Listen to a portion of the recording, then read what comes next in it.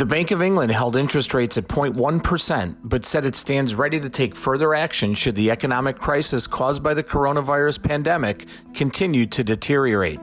The bank warned that the UK economy could suffer its worst performance in 300 years due to the impact of the COVID-19 pandemic, and that the unemployment rate could reach up to nearly 10% as the coronavirus lockdown continues to cause damage to the economy. The bank also said it expects UK gross domestic product to fall by 14% over 2020 as a whole, driven by a 25% decline in the second quarter. Since the beginning of the pandemic, the Bank of England has cut rates twice, from 0.75% down to 0.1%, and has announced almost $250 billion worth of new quantitative easing, bringing its bond buying program to a total of almost $700 billion.